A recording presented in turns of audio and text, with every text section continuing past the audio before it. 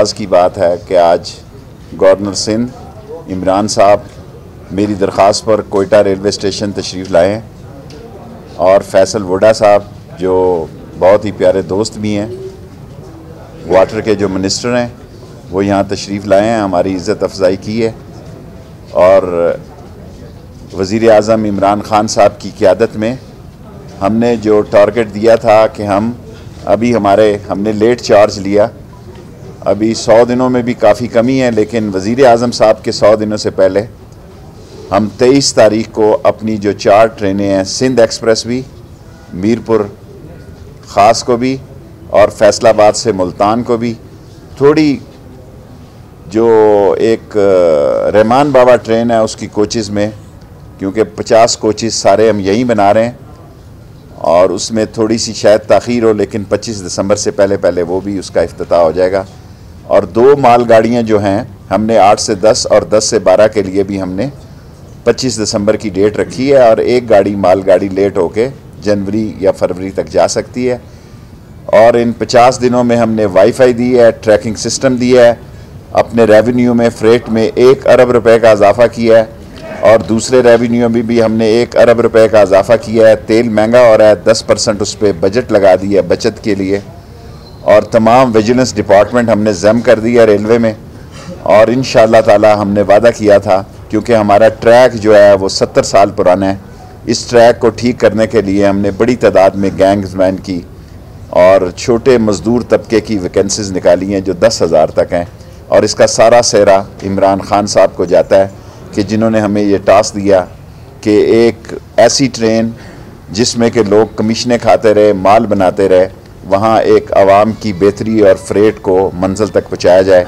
मेरे लिए मैं बातें फिर हफ्ते के दिन कर लेता हूँ, लेकिन मैं इमरान साहब से गवर्नर सिंध से दरख्वास्त करूँगा और उसके बाद फैसल वोडा अपने ख्याल से। बहुत मेहरबानी जी, शेख साहब ने हमें बुलाया, इज़्ज़त दी, हम बहुत मशकूर हैं और हमें फ़ख्र है कि शेख साहब जैसे बासलाहियत और तजुर्बाकार लोग मौजूद हैं जो रेलवे को, जिन्होंने चंद दिनों के अंदर जो एक नुकसान का सौदा था उसका न सिर्फ नुकसान ख़त्म किया बल्कि उसको एक फ़ायदेमंद इदारा बनाया उन्होंने। और शेख साहब के जो टारगेट्स हैं, अभी हमारी जो बात हो रही थी, वो अगर शेख साहब पूरे कर लेते हैं जो शेख साहब अभी बता रहे हैं चीज़ें, और मेरी दुआ है कि करें इंशाअल्लाह, और हम भरपूर साथ देंगे शेख साहब का, न सिर्फ नई ट्रेनें चलाने में बल्कि जो रेलवे ट्रैक की बहाली के जो इन्होंने मुआहदे अभी चाइना, पाकिस्तान और न जाने किधर किधर से कर रहे हैं, वो सारे अगर हो जाए पाकिस्तान में इम्प्लीमेंट, तो इंशाअल्लाह ये रेलवे पाकिस्तान के नेशनल एक्सचेकर के अंदर एक बहुत बड़ा सहारा बन सकता है। और ये वही लोग कर सकते हैं जिनके पास पॉलिटिकल विल हो। और मैं फ़ख्र करता हूँ शेख साहब के जैसे वज़ीरों के ऊपर जो इस दिन रात इस काम पे लगे हैं कि अपने इदारे को न सिर्फ सीधा करें बल्कि उसके अंदर जो विजन है खान साहब का, जो लोगों को जॉब्स देने का, नौकरियां प्रोवाइड करने का, उसको भी पूरा करें। ये 10,000 नौकरियां मेरिट पे देने जा रहे हैं और उसके ना ये कोई प्रेशर लेते हैं, ना पर्ची तो खैर शेख साहब के पास चलती कोई नहीं है, लेकिन अगर ये कर गए शेख साहब 10,000 लोगों को जॉब भी दे रहे हैं और साथ में रेलवे को खड़ा करके उसको खसारा भी ख़त्म कर रहे हैं खसारा, और उसको प्रॉफिट में ला रहे हैं उसको। 1 अरब रुपया उन्होंने बढ़ा दिया आते साथ ही। तो इंशाअल्लाह ये जो टारगेट शेख साहब ने किया हुआ, इसमें ये नेशनल एक्सचेकर का बहुत बड़ा एक सहारा भी बनेगा, पाकिस्तान रेलवे प्रॉफिट में भी आएगा और इसके अंदर इंशाअल्लाह नई ट्रेनों का इजाफा भी होगा। बड़ी मेहरबानी। फैसल वोडा साहब जो हैं, बहुत शुक्रिया आपका। जैसे कि मैं एडवांटेज दूंगा शेख रशीद साहब की मौजूदगी का, गवर्नर सिंध इमरान इस्माइल साहब की मौजूदगी और प्रेसिडेंट साहब की मौजूदगी का भी। एक तो मैं मुबारकबाद देता हूँ शेख साहब कि आपने एक ज़बरदस्त काम किया और हमें फ़ख्र है।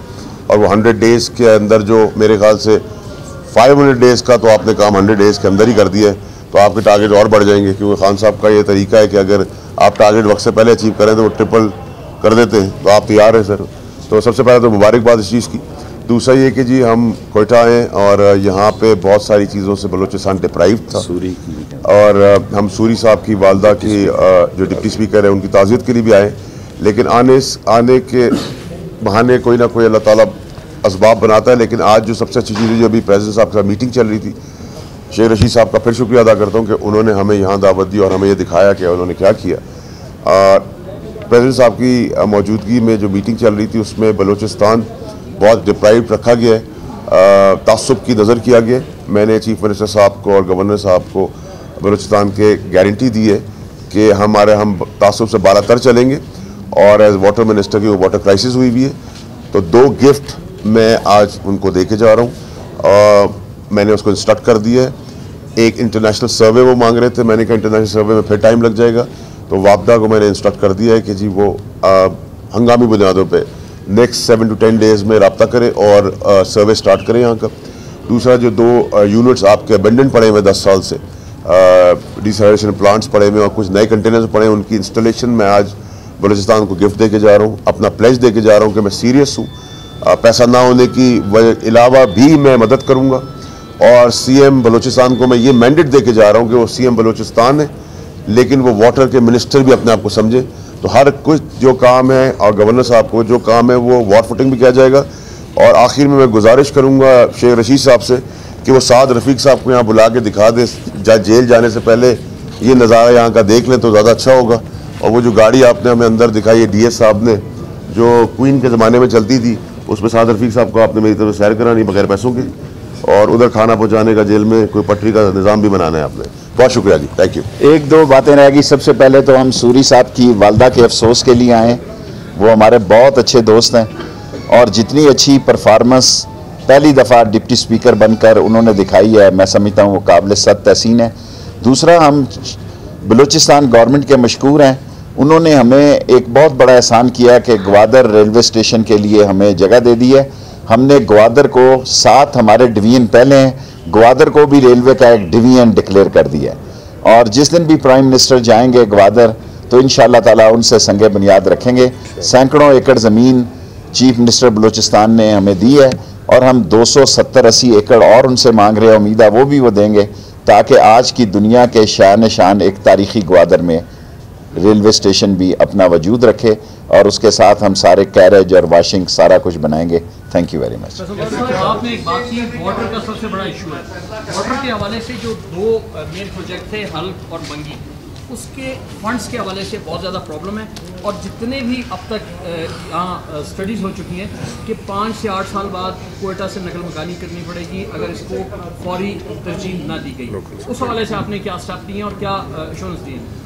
देखिए जी, अल्लाह ना करे कभी ऐसा हो कि यहाँ से कोई डिप्लेस हो, ना हम ऐसा होने देंगे इंशाल्लाह। ये प्रोविंशियल सब्जेक्ट है, 18वीं तरमीम आपको पता है, फिर मैं बोलता हूँ तो लोग छत से लग जाते हैं। लेकिन मैं आपको बताना चाहता हूँ कि क्योंकि सीएम बलूचिस्तान और गवर्नर बलूचिस्तान का दिल बहुत बड़ा है।